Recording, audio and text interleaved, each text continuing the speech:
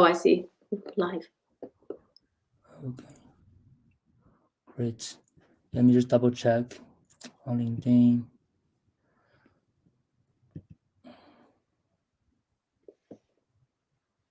Oh, wait, sorry.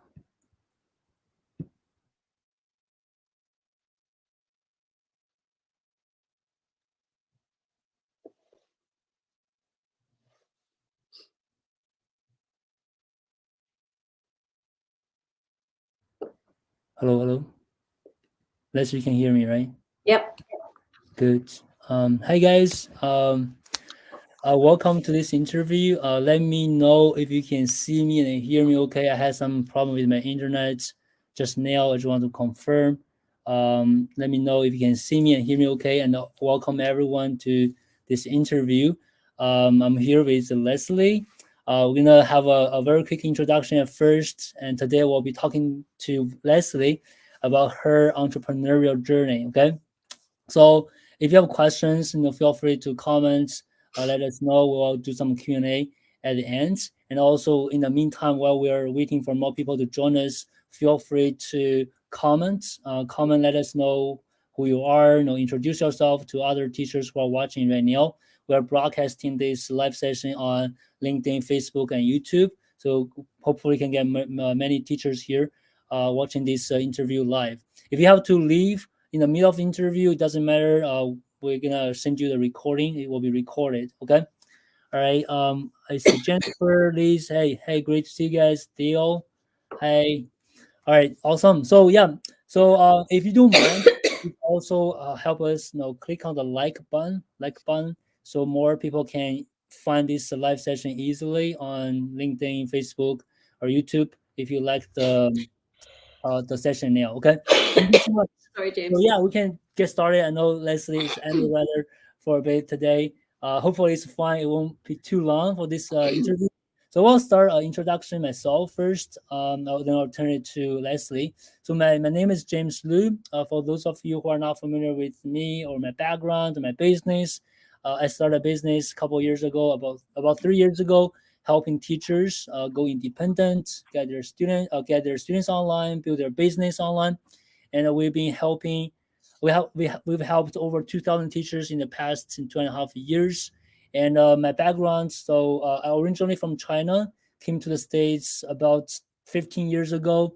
Had my MBA, PhD, did my postdoc, then also spent 2 years in management consulting and started a business. Now, as a business coach, helping teachers. So this is my background.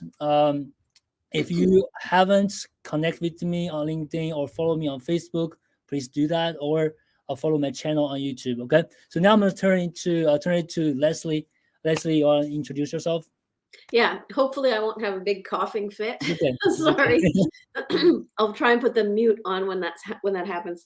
Okay. So I'm Lesley Worthington. Excuse me. I'm in Toronto, Canada, and well, I don't know what you want. So I did the October 2020 challenge, and I would call myself a communication coach now. This is what I do, and I love it. And it's not anywhere that I thought I would end up being. I had a career in medical devices as a quality assurance person for 20 years. And then when my kids were getting close to leaving home, I reassessed whether this is really what I want to be doing. And my heart really wasn't in it anymore. I'd sort of learned what I wanted to learn, and I wasn't that passionate about it. So I had the luxury of pulling away a little bit and taking some time to decide what I wanted to do when I grew up. And so I found myself, one of my kids actually suggested teaching online, teaching kids English online. And I'm like, well, I'm not a teacher. I have no qualifications whatsoever to do anything like that. And they're like, yeah, you do. All you need is a degree. So I'm like, oh, all right. So I was working on other things, but I thought, well, this is something that I might want to try. So I tried and I applied and I got this little job. It was just a couple hours in the morning, and I loved it. Absolutely loved it. And I'm still doing it, in fact, because I just don't want to give it up. So, but in the course of doing that, I really did realize, hey, I remember when I was a kid, I always wanted to be a teacher. And then I sort of forgot about that for about 40 years. And then it's like, no, I do want to do this. So I want to figure out what I can do with this. And then I was going to say I ended up finding the challenge, but I think the challenge found me. And now I am a teacher or a coach or whatever you want to call it. That's great. Thanks for sharing that, Lesley.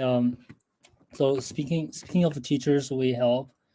I didn't know about this at first. Now, when I first started business, I was okay. I will just help teachers, and then slowly I realized there are two groups of teachers we are helping right now. One is the traditional, a group of traditional teachers who have gone through traditional teaching training, or they just trained to become a teacher, and another group is a group of non-traditional teachers, just teachers like Lesley had a career before teaching, and for some reason they start teaching, then love doing it, and want to have a business, right?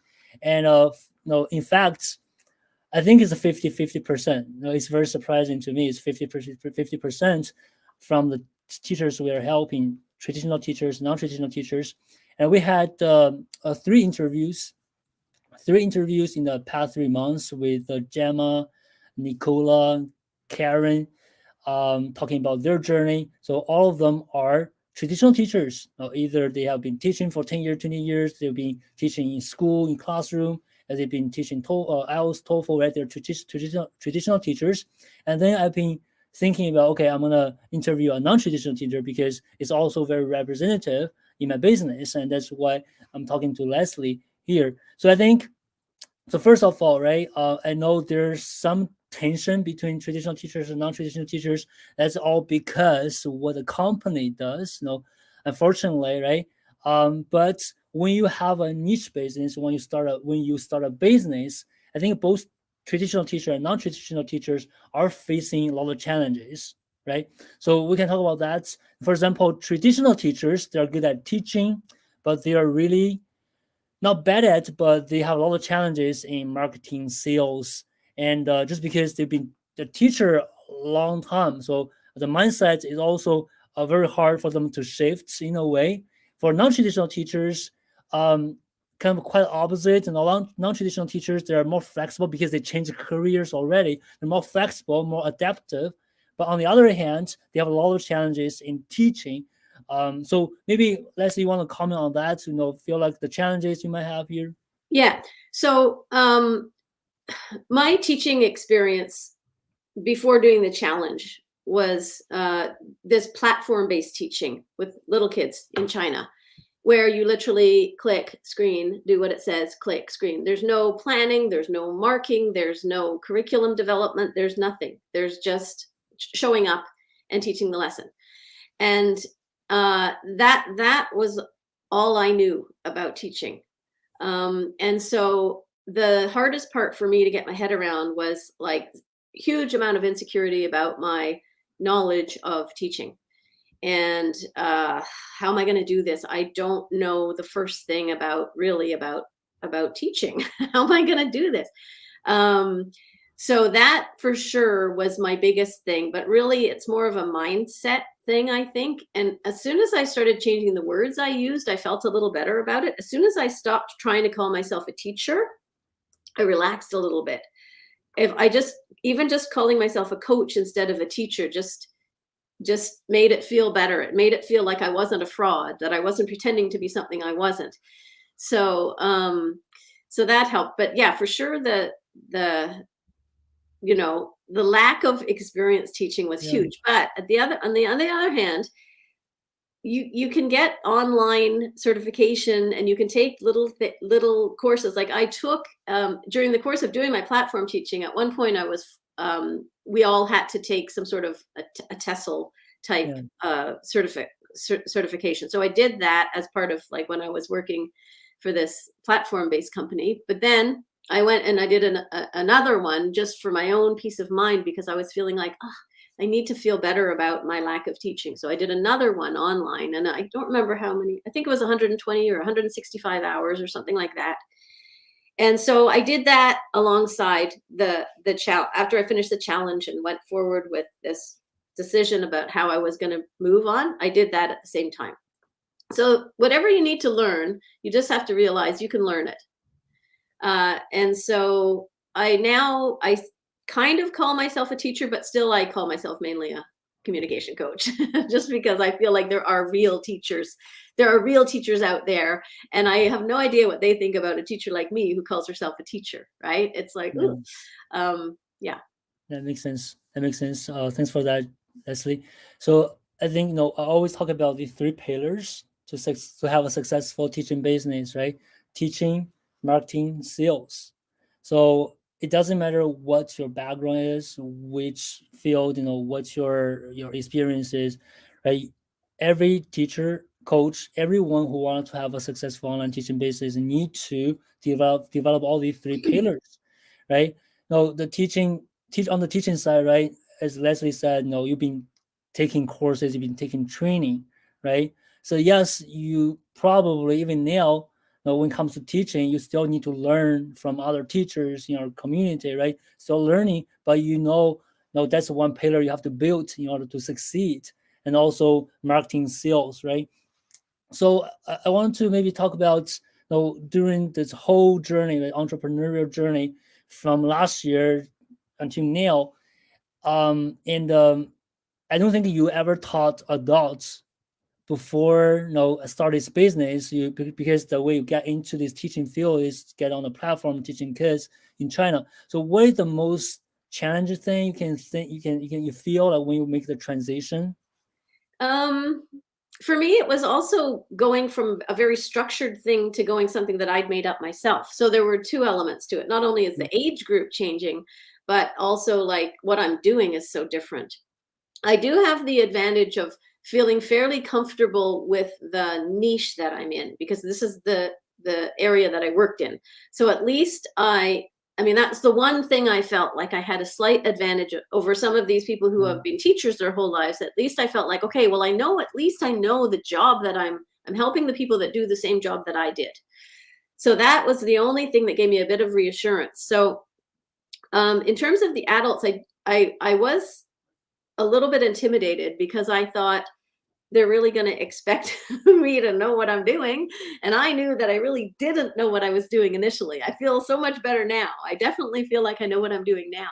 But when I started my first couple students, I was nervous that they could see through the fact that I didn't really, I didn't really know what I was doing, really, you know? Um, but what I did find is that you just listen to them and you give them what it is that they need. And then, and it's easy to know what you're doing if you're taking directions from them, right? And so for me, that was how I developed my curriculum. Really, I'm like listening to my students. What do they need? What are they responding well to? When I'm trying different things, what do they like? And it's like, okay, so the students are directing what happens. Really, what my program has come from what the students want. So when you look at it that way, the pressure's not really on you anymore to figure it out. You just get your information from the people that come to you. So it's a lot different from doing kids, and it's kind of easier in some ways because you don't have to guess at what people want. They tell you. Yeah. So basically, you had a moment where, probably during the challenge, when you actually thought about, okay, I'm gonna go independent and start something on my own. Teaching adults probably have this moment of probably of fears at the moment. So because I don't have anything, like I've never done this, right? I don't have a curriculum to follow. But I think one thing you did really good. That's always what I tell teachers to do, right? It's not that hard. It's not that hard as you think it is, because when you teach adults, when you teach anybody, right? You don't know exactly what they're looking for, but you can get feedback. You can listen to them, to what they need. Then you adapt, right? Adapt as you go, improve as you go. As you know, the first client probably get a really not very good program from you, unfortunately. Yeah. But after 10 students, 20 students, your program will be really good because it's customized based on their feedback, and you have a niche. All these students you got, right, have a similar problem you can solve. That really helps you. That's a good point. To all of teachers, right? If you just started out, trying to teach a niche you never taught before, just listen to them. It's not that hard. And second point is a very good way to think about, for teachers like you, non-traditional teachers, when they ask me, "Hey, James, what can be my niche?" So actually, it's simpler than you thought, because just to think about what you have done.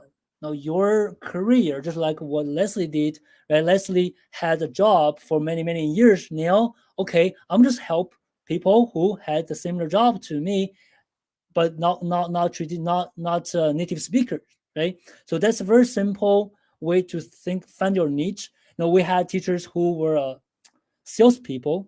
Now they're helping salespeople. We have teachers who were in pharma. Now they are helping people in pharma now. We have people who were IT professionals. They are helping IT professionals now. So I think by doing this, one, you are not wasting all the years of experience in this job, right, in this field. Also, you're leveraging it and put it as your advantage comparing to other traditional teachers, because you are not as strong as them in teaching, but now you're leveraging your experience. I think it's a very smart decision to do that. And I think you like doing that, right? Just maybe you can talk about the feeling that when you teach people who came from the same job, same background.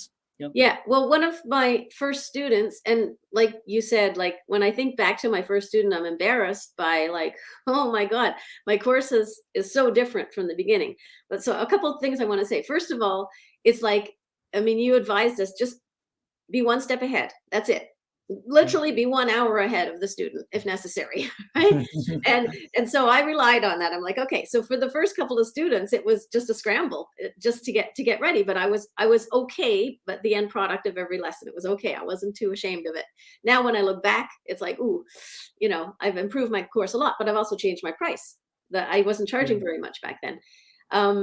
But so in terms of like the having my background, as my niche, my background, back to that point.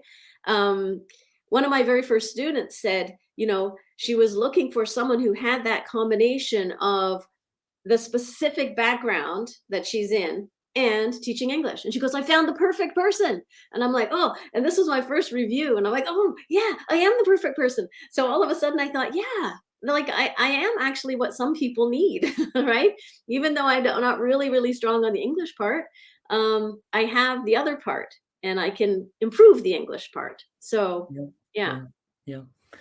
Exactly. So I had a similar experience. So when I look for teachers, English teachers, right, I want to find people who who can understand me, right? If I find a coach, a communication coach, who are in the kind of same role before, had similar jobs like mine before, and now, can help me with other things, can combine right together, and I feel like that could be, the advantage of the teachers.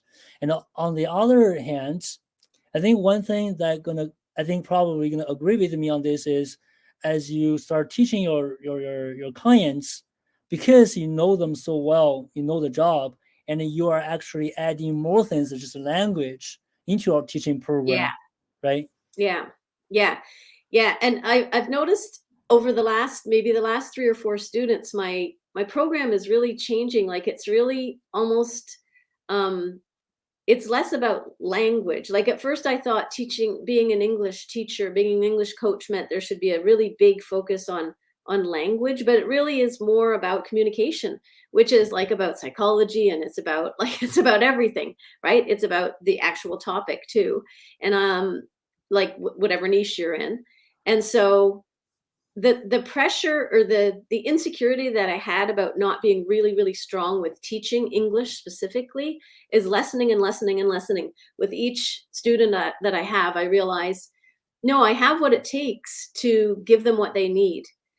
Even if I don't have a strong teaching, even if I haven't been to university for teachers college, there's people who have a master's and a PhD in teaching, and I'm like, oh God, oh God. But I'm realizing that I have the skills and the ability to learn what I need to learn Yeah. to give my students what they need. And so Yeah. just, Yeah. and every student that comes along, you just get more and more sure that you're okay. You're okay. You can do this. You're Yeah. doing a good job, that you're Mm. giving them what they want. Yeah, absolutely. Yeah, we didn't talk about the results you've got so far. If you don't mind, you want to share that it's been a year, how Yeah. far you have gone into this entrepreneurial journey. Well, I did the October 2020 challenge, and I got my first student, I think, like the first week after the challenge. So um, I it took me a while. Well, I felt like it took a while because I had quite a few strategy sessions before I got my first student. And it's because I was playing around with the price. And until I believed the price, Yeah. they never believed the price. So I really brought my price down low because I thought I just didn't feel like I had the value that I was Yeah. pretending Yeah. to have. Yeah. So I really Yeah. brought my price down low and got some students. So I got 3 students. I think within 3 days I got 3 students, and then I was in panic mode. I'm like, oh my god, students! Now I have to teach them. So then I figured out in the next 10 weeks very quickly how to, I built my program in those 10 weeks, and it was a mad scramble. And then I've been improving on that ever since and changing things all over the place. But so I got 3. I've always, since the challenge, I've always had at least 2 students on the go, and sometimes as many as 7. And I've decided 7 is my absolute limit. I don't want to do more than 7. I can't do more than 7. I'm still teaching my English, the Chinese kids in the mornings, and I don't feel like I have the energy for more than 7. So Mm. I've always had students. My price, I've changed from my very low beginning price that allowed me to get students. I'm now well over $100, and I've increased my price over 100% from when I started. Yeah. So that's all good. Something. Sometimes I just, and they met me for 20 minutes on a strategy session, and they just pay me this money, and I'm like, oh my god, you just met me. Are you sure you want to do this? That's It great. feels like, how can they, I just feel like, I don't know. It just feels unbelievable to me that people Yeah. are willing to do that, Yeah. pay that Yeah. much for And people. I think that's because you undervalue yourself. Yeah, No, yeah, I'm you don't think realizing that. you're worth that much. You don't think people should value you that much. But the fact is, people do value you that Mhm. much. And people usually love when I say, "Hey guys, you can charge $100 an hour at least by doing what you do." And the fact that the company is only giving you $12 an hour, fifteen Mm, dollars an hour, no, it just make you just can't believe that you actually can charge that high, yeah, right? So Lesley charging over $100 an hour. We have traditional teachers, non-traditional teachers charging even like over 150, even over $200 an hour. So it's not about the price you charge, it's about the value you yeah, can deliver, the results you can get to your students. And yeah, by having a niche, having a program, a customized services to help people who really need your service and can appreciate your background, your experience, right? They will, because you're not just another teacher. You are unique, right? You are mhm. unique with them. That's great. So I think one thing I do want to talk about is the way you did at first. Start with the low price, and that's what we recommend in the challenge. We tell teachers, okay, our goal is $100 an hour at least, right? But that doesn't mean you should charge that to start with. When you don't believe that, it's really hard to sell it. People can sense that you don't believe the price. How can I believe Yeah, you, right? So start low. A lot of teachers in the challenges, they get their first students at $50 an hour, 60. Some of them do $80 an hour. But as you go, right, probably just a couple of months, you will get to $100 an hour. So how yeah. long does it? How long did it take you to So increase to so 100? so what I did is, I pretended that I was gonna, do the $100 an hour thing. I thought, well, that's what we're all doing, aren't we? So yeah, let me try. And I'm like, oh my God, I couldn't even believe I said this. And I'm like, oh, I couldn't make eye contact, and obviously I didn't get these first strategy sessions. I didn't get the sale. Yeah. And then I thought, okay, I'm gonna bring it down. I'm gonna go. I'm going to go down to $50 an hour. And it still felt too high. It still felt like I didn't believe it. And then I thought, well, how am I going to, so then I thought I'm going to do 8 weeks instead of 10 weeks. I think we were working on the idea of a 10 basic course. I'm like, I'm going to do 8 weeks and then I can bring it down more. So it was $50 an hour, but 8 weeks. So it's like, felt like less. And so that's what my first 3 programs were. And then it felt, within the first lesson, I realized, no, I need 10 weeks to do what I'm saying I'm going to do with these people. It felt like 8 weeks just wasn't long enough. And then, so what I did was I increased it by $50, I think, about every 3 students. So I would I think I'm ready to try the next jump. So I would go to the next, so I went to 10 weeks programs after that first 3 10-week programs. And then I went to I think I went to $55, actually, $55 an hour first. And then I got maybe two or 3 students like that. Then I went to $65 an hour. So I just did 2 or 3 students an hour, going up by $5 or $10. And I can't remember how long. I'd say it maybe took, I don't know. It took I'm trying to think of when I started getting over the $100. Less than a year for sure, right? Yeah, because I've been at this for a year. I'm gonna say by the spring. By spring, I was over $100. By March, April, maybe. And my students kind of come in groups. It's like I'll have 3 or 4 new ones, and then kind of a slow period, and then 3 or 4 again, and so yeah. So I think we're gonna wrap up this section of your entrepreneurial journey. I think one of the things I do, one of the reasons I want to talk to you is the transition. The journey is very different from all the interviews that I did previously. Non-traditional background, start teaching Chinese kids or kids, right, with a company, and then realize, okay, I actually love teaching. I want to do it as a independent teacher. I want to go independent, and then made a transition and start teaching adults who are from the similar job or fields you were in before, and then made a success and as so far, right?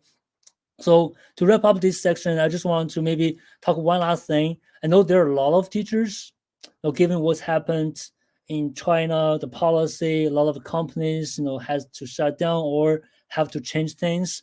And even VIBK, they're launching adult sessions, courses, right? So for all of those, teachers who, like you, had a different career, non-traditional teachers, start teaching just with kids, and thinking about teaching adults, right? What do you want to say? What do you want to say to them so we can encourage them to give it a try? It's not that hard. Yeah, it's not hard. I think it's easier sometimes, right? Because, well, first of all, they want you. It's not their mom and dad aren't forcing them to take this lesson, right? It's like they want you, and usually they're highly motivated because this means something for them in terms of their career. So they're going to work hard. They know what they're signing up for, and they'll. It's not. I mean, it's different from teaching kids, but it's. I think it's more rewarding because they're into it and they tell you what's working and what's not. It's not, I don't think it's hard in terms of the curriculum. I've never developed a curriculum for kids, so I can't really compare it. But like I said before, my curriculum is sort of directed by my students. They tell me I have a basic structure of how I think it's going to go, but then really it's my students who have determined what my program actually looks like now. Versus with kids, you're probably doing a very structured, let's do A, let's do B, let's do C, let's do D, and I think it's more variety, and it feels like it's more results oriented when it's adults. Like you can see the results. Whereas with kids, teaching a child a language can take years and years and years. Yeah, that's great. I think 3 things you mentioned. One, think about the students who charge over $100 an hour. They're committed. They're motivated to learn, to work with you. That's why you can get them much better results. That's one thing. Not like the kids forced. No, not all of them are forced, but so that's different. That's very different. The second one is, No, I always say, when you teach adults, that's a two-way communication. It's back Mm, and forth. When you teach kids, it's like a one-way, yeah. right? So if you like the two-way communication, maybe teaching adults is better for you. The third thing is the curriculum. No, a lot of teachers we helped, they never create a curriculum before, and they just follow my advice. Listen to your students, stay 1 week ahead, right? And there's so many things online right now. If you want to develop something about pronunciation, just Google it. There's so many things you can use already, and listen to your students how they like it, what they want to customize. After 3-4 students, you will have your own curriculum that is customized enough for your students, right? 3 things. So again, I don't think it's hard. Just try it, give it a try, and no, who knows, you might like it just like Lesley does, right? Mhm. So this is the part we want to talk about Lesley's entrepreneurial journey.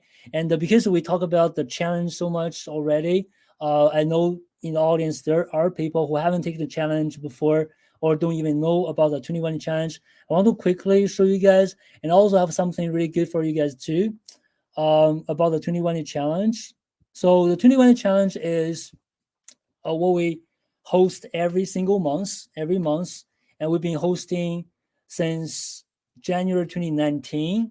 And Leslie joined the October 2020 group that was a year ago, and we just graduated to the October 2021 group, right? And we're starting the November group in just 3 days.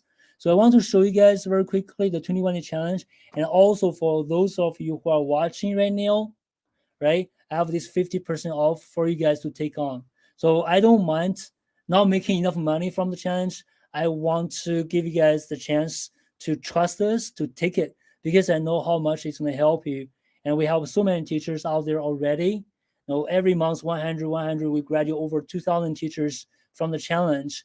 And if you are thinking about, okay, I want to try, see how can I start my business or get your own students online, charge a higher rates, not only $20, even like $12, $15, but also $100 over, even over that. Give us a chance, right? Give yourself a chance and think about the 21 challenge. So now I only have 50 tickets. Let me see here. Yeah, we got 20 already, sold 20 tickets. We have another 30, and this is only 50% off for the November challenge that starts on the November 1st. Okay, November 1st. And if you want, think about you already ticket, right? And what we do in the challenge, if you get on the website, you can find a lot of testimonials, you can listen to their story. And what we do in the challenge, we work on your niche, work on your program, work on show you how to do marketing, how to do sales, how to use social media to get students. We cover Facebook, LinkedIn, and also Clubhouse. We recently updated Clubhouse in the challenge as well to show you how to use social media to get your first few students, and starting from there, right? Your sales and also entrepreneurial mindset. That's the part very important too. So I'm gonna share this link with you guys, the 21 challenge. You can find a lot of information, a lot of testimonials we have.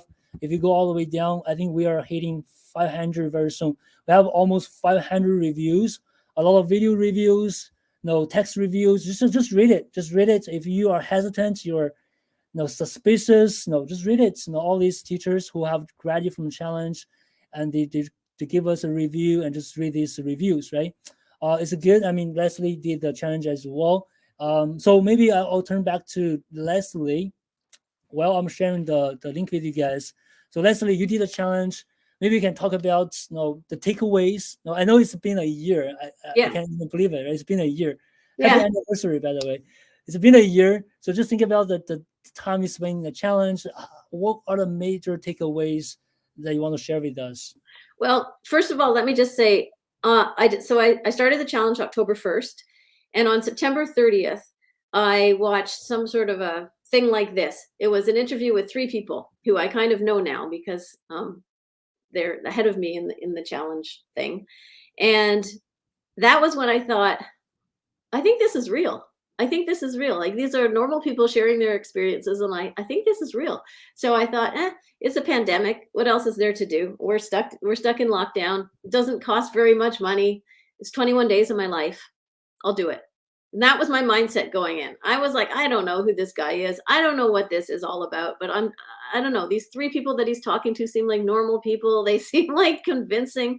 They seem pretty authentic. So that was why I did the challenge. I felt like it was worth taking a chance. And so the challenge, so I went into the challenge, I had no teaching experience. I also had no marketing experience and no sales experience. I just had no experience generally. Like, I don't know how I got this far in life. I had no experience on anything. But that was not a game changer whatsoever, because in the challenge, every day there's a small amount of information to learn and to do. And it's everything is like your hand is held all the way through the challenge. You're told, look at this video, now do this. Here's some questions. If you have questions, read this. If you need help, you go here. So there was just so much support, and there was no time to worry about anything. It's like, oh, okay, now it's day 2, got to do this. Okay, now it's day 3, you got to do this. So you didn't have time to doubt yourself. You didn't have time to overthink. You just did one day after the next, after the next, after the next. And then miraculously, by the end of it, like you're ready to go. So there's so much support. There's so much information in the challenge, and it's presented in a way that is easy for someone with zero experience. Like, I literally knew nothing about LinkedIn. I did not know anything about, the only Facebook group I'd ever joined in my whole life was the challenge Facebook group. I didn't even know what a Facebook group was. So that was the level I was starting at. And that didn't hold me back or hinder me in any way. Yeah. Great. That's great. You still remember all these. That's great. Yeah. It was a little bit traumatic, but not really. Yeah. It was life-changing, right? Yeah. And also we've been improving the challenge since the first day.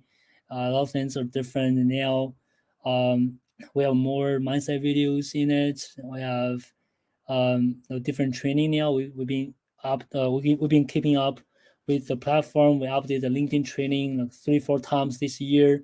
We updated Facebook training. We added Clubhouse training. So we've been on top of it just to give you guys the best training so you can get results. I think in every single month we got teachers who actually got students during the challenge, which is amazing because they're not getting students at $20, $25, $30. They all get students at least at $50, which they can't even believe. Oh my God, no, this is post. Oh my God, I got a student and I can't even believe it, right? So again, if you have been working with companies teaching kids and given what's happening with the Chinese policy, the companies, you're looking for other avenues, you're looking for other options to continue with your teaching career, right? Just there's nothing to lose. Just maybe 21 days your time, your life, right? So give it a try, take a look at it, and we do have the refund policy if you do all the work at the end, so you don't find the challenge helpful or everything you teach in the challenge not applicable to my business, so we're gonna refund you. So no question asked. Okay. So this is a 21-day challenge. I sent you guys the 50% discount page. We can only do 50 tickets. Okay, usually we get 100 people in each group. We can only give 50% off to 50 teachers. Ticket now, don't wait. Okay, so this is the 21-day challenge, and I think before we finish, we do want to have a very quick Q&As for you guys. I do see some questions already. We're gonna take some questions. Okay, I think one of the questions for you, Lesley. I think this one, Green Lesley, currently, what's your biggest challenge, or what's next for you? It's a good question. Oh, I know this guy. He sent me a message on LinkedIn before. Okay. Well, I don't know him, but my biggest challenge right now is scaling. because what has happened is that other opportunities aside from coaching have come up through going this path. Like, I have had so many other opportunities that have come up for me, and they keep sidetracking me, and not in a bad way though. But they are taking up time, and so I'm struggling with finding the time to scale. So that right now is my biggest challenge. Yeah. Scale or die. Yeah. Remember that? Mhm. Yeah. Yes. So I'm yes, close yeah, to dying most of the yeah, time because yeah, I'm yeah. not scaling. Yeah, I mean that's the same problem, same challenges I have. So I'm okay with what I have, but I need more. I need to grow, to scale. That's a different challenge. So it might not be the case for most of the teachers who are watching if you haven't even started or you just started your business and you need to get a proof of concept. You need to see things going right. Then you need to think about, okay, how can I scale my business so I can be I can grow my business to the next level. That's another challenge. I think a lot of teachers, a lot of people are having that in your community as well. Okay, so another question. I think someone asked you if you are doing one-on-one now or group sessions. Just one-on-one right now. Mm. Although I am working with kids, my Chinese kids, I've gotten some groups because my platform-based company is still going. I'm not sure when it's going to end. Every day I wake up wondering, like, am I going to have students today or is it over? And in the meantime, I've scrambled and put together a couple of groups, and I'm charging my rate with my groups. So I'm charging Chinese kids the same rate, but they're groups. So per Mm, hour, I'm getting the same. mm, But mm, mm, um, yeah, so I want to move on to groups. That's what I mean by scaling. I need to move on to groups yeah, mm. quickly It's good. It's good. for adults. Yeah, another question I can comment on a bit. So, Lori, I have a certification English 6 to 12. I'm guessing it's a certification for teaching kids between 6 to 12. I don't know what is it, English 6 to 12. That will expire. I'm not working in a school system certification process. Give us some. Okay. So first of all, I know this might offend a lot of teachers who have already got certifications or spend so much time getting certifications. So to me, from pure marketing perspective, okay, from pure marketing perspective, and also as an ESL student. So when I look for teachers, I don't even know there's a TEFL certificate. I don't even know as a student. I don't even know that exists and that actually important. Okay, so what students want to know if you are the right person to help me achieve what I want, if you understand me, if you can deliver the results I'm looking for.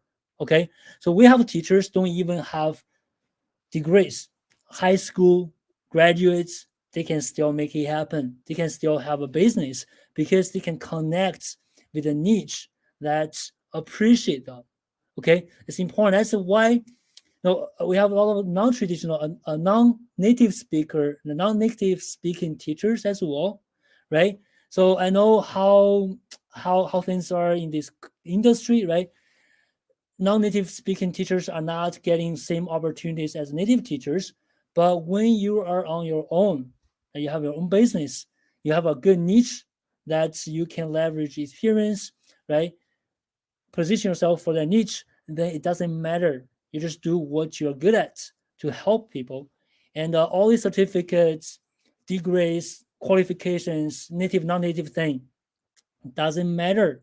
So you just need to be good at what you do, right? You need to learn, you need to improve, you need to be successful, but not judged by other people or companies or certificates or degrees. You need to make sure you can deliver results. You are the best teacher for a student. That's all you need to know. Okay. And on that point, a lot of teachers spending time getting certificates, getting qualifications, getting training, but never take action, actually do it. All right. So I'm seeing that a lot. So when people are not ready to take action, they take training.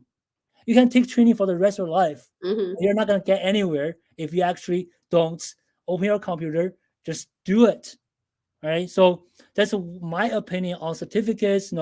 If I offend anyone, so talk to me. I don't mind, but that's how I see it. Right. You should be judged by the market, by your students, not the certificate qualifications or any other companies. Okay. So that's my. I don't know. Do you have anything necessary to comment on this as well? Or? Well, no, I mean, I got a TEFL. I had a TESL. I had a TEFL. I don't even know when I got those, I didn't even know what those initials stood for. So it's like, okay, the odds are and I got it for my own peace of mind, but it honestly, I'm not sure that I'm not sure that I'm any more secure about my teaching for having taken those, but I just have that little piece of paper. So I don't know. Mm. Nobody has Yeah. ever asked me about my qualifications. Not one single time in a year. No one's ever asked me. Yeah, and I think it's necessary to take the training. So it's different thing. Okay, so I don't think the certificate itself is that important, but for No. Lesley, taking the TEFL TESOL training, that is Oh, useful. So how can you teach English, right? That is the training itself is useful, but the yeah. certificate itself is not No. that useful to me. And just, I mean, you can self-teach anything, right? And so, I have piles and piles of books on marketing and LinkedIn stuff and teaching, and I mean, I've got so many books, and I mean, Google's my number one resource. I just Google everything. And so you just teach yourself everything you need, and don't worry about the certificate at all. Just teach yourself what you need to know. It's a And good the other point. thing I have to say, because if this can't end without me saying this one thing, is that in the challenge, I don't know whether you say this all the time or whether you said it once and I've never let it go, but okay is okay, is what you've said. And for all the perfectionists out there, which I know there's millions, that is my number one thing that I have embraced, because, you know, perfectionism can just stand in the way from doing anything. That's why you're going to go and read as much as you possibly can and educate yourself and get a certificate and do all these things so that you can be the perfect teacher and the perfect whatever. But it's like, no, just start. It doesn't have to be perfect. Just post post the video, send the message, do the first class. Just do it, right? And otherwise you'll stand in your own way. Yeah, I like that. That's a great one. Yeah, I think if you have more questions, feel free to drop in the comments. We probably can handle. I'll take care of another one, just one more. If you have questions, either related to what we talked today, Lesley, or for me, or about the challenge, feel free to drop in the chat in the comments. Okay, just take care of another question before we finish it today. Let me see if there's another comment, another question. So one more question. Let me take a look.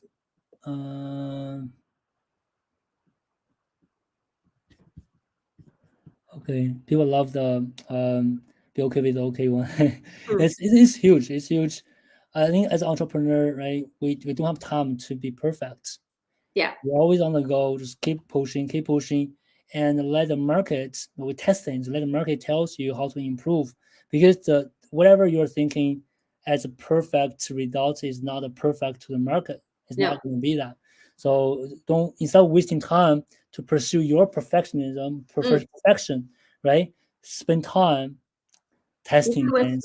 Even with the curriculum, like your course, it's like there's no point. There's no point in preparing even two lessons ahead of time. There's no point in that, because Yeah, you don't know if that's what's required. yeah, So, yeah. you That's know, good. save your Good, good, time. good. That's a good one. Yeah. Okay. So we have one last question from Hanifa, right? I've taught kids between the age 5 to 10, 12 over 10 years. That's what I'm good at for my private business. So I need to narrow my niche to a particular region and age. So I can comment on that. Yeah. So one thing we didn't talk about in the interview is my view on the niches, right? So first of all, the children, the kids in niche is very competitive, very competitive. You can see that in the market, right? So many companies are doing it, so many schools are doing it, and they are on a much bigger scale than any independent teachers, just because teach kids, teach children can be very standardized. Okay, when things can be standardized, we have the factory to do things, right? But when things are unique, like everyone is unique, we profit, right? We do it ourselves. So it's very standardized. That's why very competitive. I've never seen any teachers actually charging, children kids more than $100 an hour. I just never seen one. Just never seen one. It's so hard unless they do groups. Unless they do groups, Okay, so to your question, Hannah, because you've been doing this for 10 years. So by the way, I actually have a client who taught kids for maybe more longer than you, maybe like 15 or over 20 years, I can't remember. And he switched to teach adults, and she absolutely loved it. Okay, so I know you taught kids for 10 years. Does not mean things you've developed, what you learned is not transferable to another business. I think it's transferable. I'm not saying, I'm not telling you to change. Okay? I'm telling you, I've seen teachers transfer transitions even after 20 years of teaching kids, and you can consider that. But to your question, yes. Now, when we define a niche, usually we don't use age. Okay, we want to look at the problem you're solving. What you teach. There are three questions: who you teach, what you teach, how you teach them, to help you define your niche. And with the kids, usually most teachers are working on the how to teach kids. We have clients teaching kids with music. We have clients teaching kids with other tools, games. So how you teach kids can differentiate yourself from companies, from schools, right? So that's one way to have a niche. Or what do you teach? What do you teach? Some teachers we work with, they teach kids. What is it called?